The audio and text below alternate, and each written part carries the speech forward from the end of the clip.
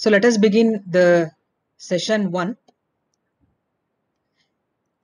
So in the session 1, we will discuss the introduction to control systems. So where we will study what are the different types of control systems are available. So what are the meanings of open loop and closed loop systems, and what is the concept of the feedback, and how we can write differential equations for physical systems, as well as differential equations for the mechanical systems and electrical systems.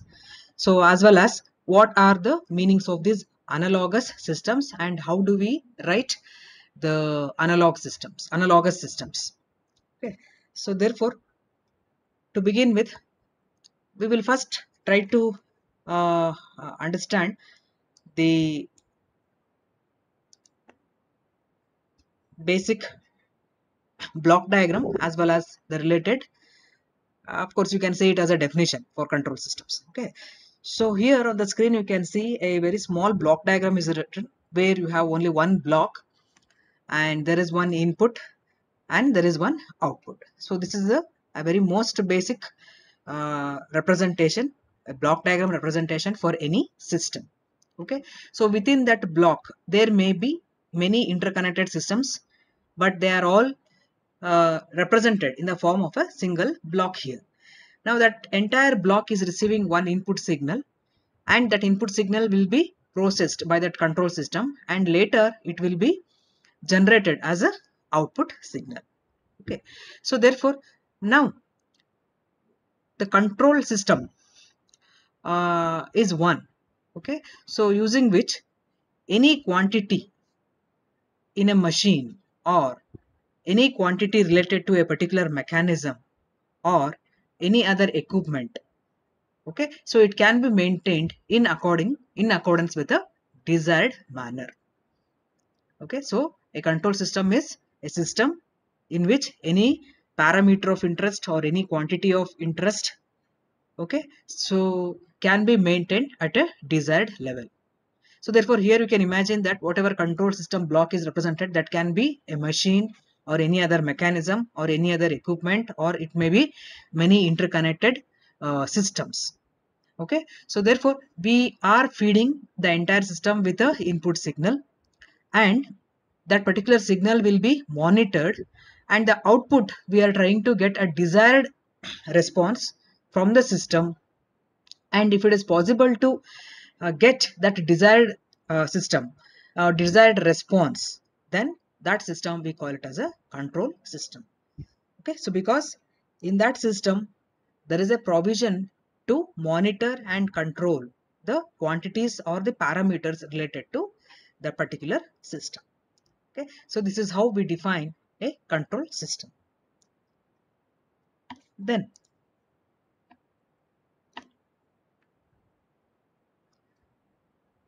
what are the basic blocks involved in the control system, or the basic control system? Now it is represented in a block diagram form here. You can see that there are two blocks. Okay, so this is particularly an example of automobile system, where the entire system is represented by cascading two blocks here. So one block, it contains accelerator pedal linkages as well as carburetor. The next block is an engine vehicle. These two are of course interconnected, and you just observe on the LHS, the block accelerator pedal linkages and carburetor block, it is receiving input signal, but it is not uh, like a system which is dealing with the signals. It is, you can imagine as it is a automobile system. Okay, so the force is applied as an input. Okay, then there is one more intermediate signal. What is that? Rate of flow of fuel. And at the output we have a controlled variable, which is nothing but the speed. So now this example, okay, so is trying to show us so how a basic control system looks like. Okay, so here the individual operations are represented in the blocks. Blocks are interconnected, and also inputs to the block as well as intermediate signals between the blocks as well as output out of the block are represented. Now, as it is a automobile system, okay, so you might have experienced this. So whenever you are starting a vehicle, then we are applying a force on the accelerator pedal. Okay, so therefore that will be received by all the related machinery like linkages as well as the carburetor, and then because of that there will be certain quantity of fuel that is flowing, and that will be fed to the engine. So now the engine of the vehicle, it receives two inputs. So one is it is nothing but the force applied as an input along with the fuel, then it will start working and the vehicle starts moving. Now when the vehicle starts moving, it moves with a certain speed. Okay, so therefore here for an applied force, the result or the output is a certain speed achieved by the vehicle. Because of that, it will start moving. Now assume that if the force is increased, okay, so then what happens? There may be still more fuel flow, and because of that the vehicle reaches still higher speed. So therefore, as and when the input is changed, the corresponding machinery, for example here accelerator pedal, linkage, carburetor, they will receive the changed input signal, they will respond to that signal, and accordingly the vehicle will start increasing its speed. Okay, so therefore whenever there is a change in the input signal, that will be reflected onto the output. So here whenever the force on the accelerator pedal increases, we clearly observe that speed of the vehicle is increasing. Okay, so therefore this is one representation. So here this complete operation is shown in the form of block diagrams. Okay, so what is there internally in the block diagram, it is not represented. So inside the block diagram there may be several systems which are linked to each other. So we are interested in knowing the overall representation in the form of block diagram as well as all the input signals, intermediate signals as well as the output signal. So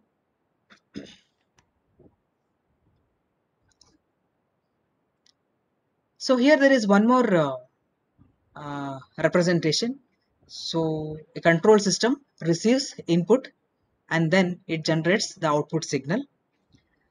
And along with this basic definition, so we will also look at some of the basic terms involved in this. Okay, so here from the previous slide I have been telling you regarding block diagram. So what is this block diagram representation? Okay, so now in this each block represents an element, or it can be a plant, or it can be any mechanism or a device, etc.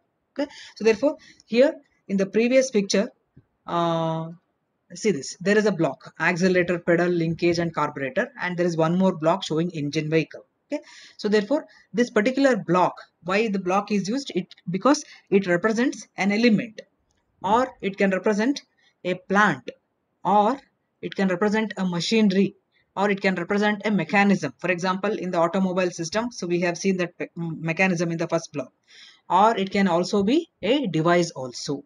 Okay, so therefore all these are represented through a simple block diagram. So now each block diagram, what it has got, it has got one input signal as well as there is a output signal. So now there is a relation between output signal and the input signal according to the behavior of the block, or in other words we can say that that whatever the relationship or the equation that we are going to write between input and output signal, that will completely characterize the block. It will show what that block is doing to the input signal. Okay, so then there is a there are some signal lines. Okay, so there are some directed arrow marks that you can see. It is called as a signal flow. Okay, so they are represented by directed branches. Okay, so therefore their direction shows whether it is an input to the block diagram or it is an output signal coming out of the particular block. Okay, so therefore signal flow through the block is unidirectional here. So therefore these are some of the basic terms associated with our block diagram representation. Now coming to the types of control systems. Okay, so there are broadly two types: open loop control system and closed loop control systems. So in a open loop control system, okay, so here there is a block diagram representation. You can observe that there are two simple blocks which are interconnected. There is a first block called controller, the output of which is given to some process and it generates output, and the controller is the one which is going to receive the input. Okay, and here this how to define an open loop control system. So that is which type of systems we identify as open loop. Okay, so it is nothing but any physical system which does not automatically correct for variations in its output is called as an open loop system. Okay, so in this particular block diagram, why we call this diagram as a example for open loop control system is, so there are no provisions here in order to automatically correct variations in the output. Okay, now in this open loop control system, what happens is the entire block diagrams, the sequence of block diagrams is going to receive some inputs. Okay, so the blocks are going to, that is the controller as well as process, they are going to act according to the input and they are going to generate the desired response output. But if there are any changes in the output, or if it is not possible to meet the required output, then there is no provision here in order to correct it automatically, because there will be no relation or there will be no communication between output and the input here. Okay, so therefore this particular arrangement, it simply receives the input and it simply generates an output. That output may be in a controlled pattern or it can go uncontrolled also. Okay, so but nowhere there is a communication between output, response as well as the input. Okay, so therefore in these systems output remains constant for a constant input signal. That is, as long as our input is constant, output is also going to remain constant. Okay, but what is the condition is, we should have no changes in the external conditions. But suddenly if external conditions change, like what is external condition? Noise interruption. If noise interrupts, then there may be some drastic change in the output signal. Okay, so here another important characteristic of this open loop control system is output may be changed due to change to desired value by changing the input. So that is obvious. So whenever input is changing, the system blocks are going to respond to that and output will obviously change. Okay, so but what is the main demerit of this system is any variations in the internal parameter, okay, or variations in the external conditions. Okay, internal parameter in the sense, for example, temperature setup in a boiler or in a thermal system. Okay, so if they are changing, so then it may lead to an uncontrolled output. Okay, so therefore here there are no setup, or there is no provision, or there is no path to know what is happening at the output side and to make any corrections here. Okay, so therefore in this particular system the feedback is absent. Feedback will be absent. This is what are the these are what are the characteristics of open loop control systems. Then when we say it is a closed loop control system, then okay, so in case of a closed loop control system, so you can observe that still some part of the open loop system is present. Okay, so that is, we have controller and the process is there, but there is one additional block also which is nothing but the feedback. Okay, so you can just clearly watch the difference between the representations of open loop and the closed loop systems here. Okay, here also the system is receiving the input, here also output is there, but only difference is output will be again fed back to the input through feedback path. Okay, so you can see a loop like structure. Okay, so which is connecting output back to the input. So therefore here one example is shown. What is this systematic diagram of a manually controlled closed loop system? So again this example is drawn on the basis of an automobile system only. So imagine that there is a vehicle, okay, so on which is applied with uh, some force on the accelerator pedal, and there is a desired speed. Okay, so we want to reach that desired speed. Okay, so all these blocks are interconnected. You can just observe the different blocks: driver's eyes and brain, leg muscles, accelerator pedal linkages, engine vehicle. But along with that, now we also have speedometer and visual link from the speedometer.